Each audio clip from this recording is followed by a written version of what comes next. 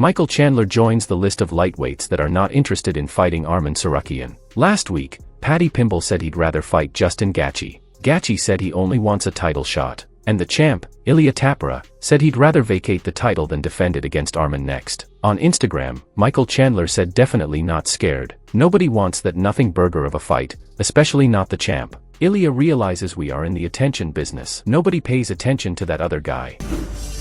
Reinier De Ridder admitted that he doesn't remember much of the third round last night after getting dropped by Robert Whittaker. RDR also took a moment to reflect on how far he's come since his UFC debut. He made his debut in November of 2024, submitting Gerald Messhart, and now less than a year later, he's ranked in the top 5 at middleweight.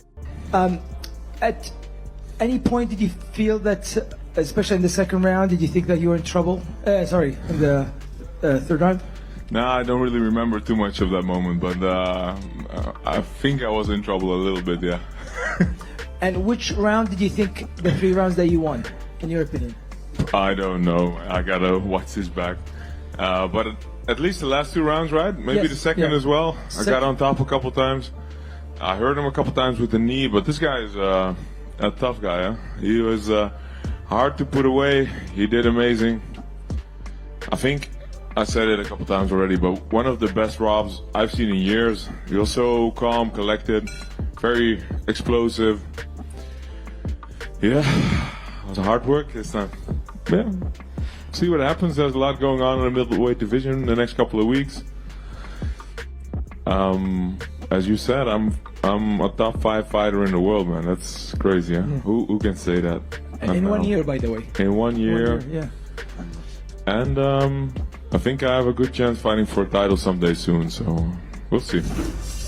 Daniel Cormier responded to John Jones' recent comment, claiming that he is the most painful thing to ever happen to DC's life. John said, "A blind man can see the mansion I own in Daniel's head. I just didn't realize how deep his hate still runs. Those whippings must have left more than bruises. I feel like I'm the most painful thing that's ever happened to that man's life. Emotional damage." On his YouTube channel, DC responded by bringing up the tragic loss of his daughter in a car accident back in 2003, making it clear that Jones couldn't come close to that kind of pain. You can't say that you're the most painful thing that's happened in a person's life when they've lost a child.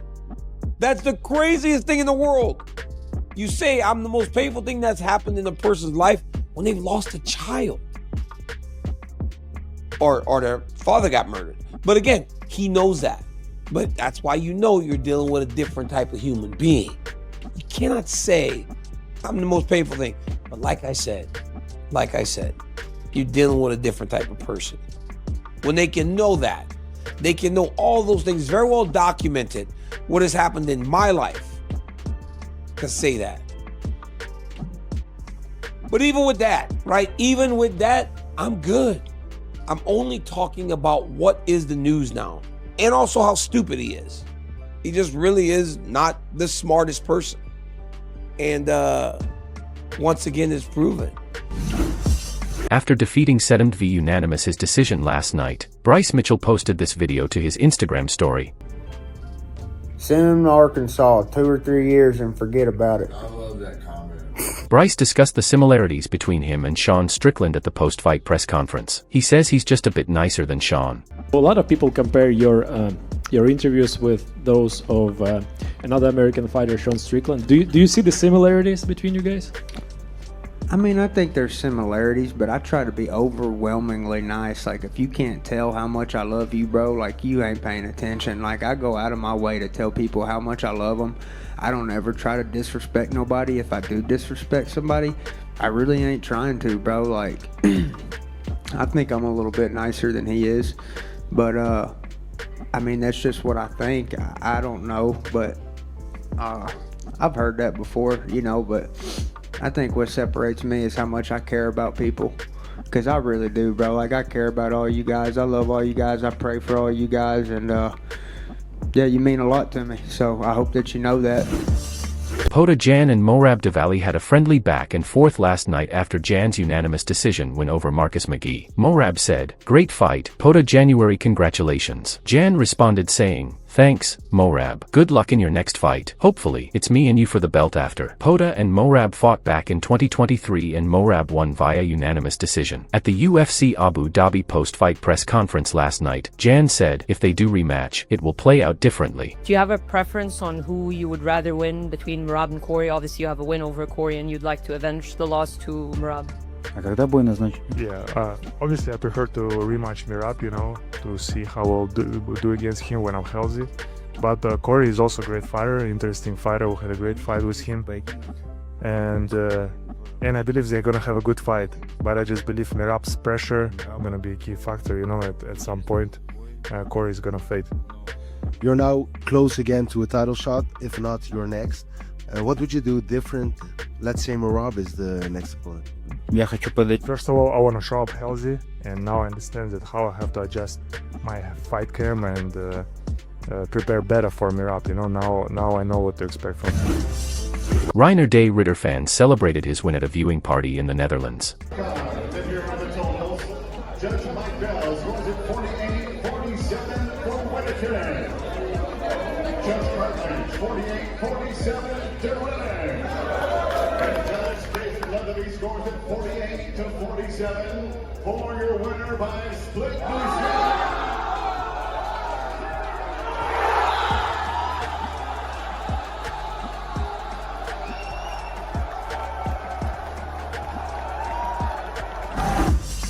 Belal Muhammad believes Hamza Chimaev will defeat Dries du Plessis at UFC 319 and become the new UFC middleweight champion.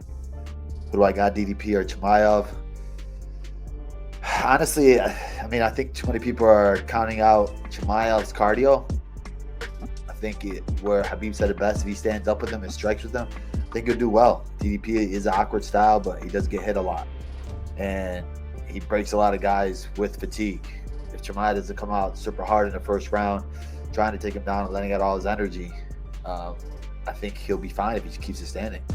And then maybe the later rounds you try to wear on him a little bit, but you don't want to go out for that kill in the first round. And DDP just plays defensively, he's strong, obviously, and then you end up burning yourself out for 4 rounds. So he needs to be smart, especially in this 5-round fight. But I got Chimaev. I think Chimaev's a lot crisper on the feet and definitely crisper on the ground. Dan Hooker wants to fight either Charles Oliveira or Arman Sukia next. Dan is currently riding a 3-8 winning streak, most recently defeating Matos Gamro via split decision. He's ranked number 6 in the lightweight division. Dan wrote, "Someone wake up Charlie Olives and tell him we fighting in November." He continued, "On a side note, Arman's A and he can get it too. Daddy's home." Reinier De Ridder responded to Paulo Costa's remarks last night after RDR defeated Robert Whittaker. Paulo said, "With all due respect, I would knock out the Ridder 3 times which round. All that said, congrats for your win today despite bad fight." RDR responded saying, "There's always a hater out there. Did Paulo Costa never fight Whittaker? What happened?" For those unaware, Paulo did fight Rob last year and lost via unanimous decision. Islam Makhachev reacted to Ilia Topuria taking his spot as the pound-for-pound number 1 fighter. He believes the UFC made the switch to help build hype for a potential fight between them. Что ты думаешь по поводу того, что тебя сместили внезапно с первой строчки pound for pound? Ну это маркетинг. Они делают это специально, чтобы разогреть этот бой. Ну, у людей уже есть интерес к этому. Значит, они делают правильно, и мы будем бороться за первое место в рейтинге. Islam also revealed some information last night regarding him fighting Jack Della Maddalena for the welterweight title. He said, "We've almost agreed on everything. There's a 90% chance the fight happens in November." Ben Askren reacted to Jorge Masvidal's supportive message. If you missed what Masvidal said, he posted this to his Instagram once news broke that Ben needed a double lung transplant. This goes out to the one and only Ben Askren. What's up, my brothers? I know we were rivals in the ring. I just want to say, God bless you. And when I get back in America, if I could come shake your hand, brother, and just share a prayer with you, it'll be amazing, man. I know you're going to pull through this because you're a warrior, brother.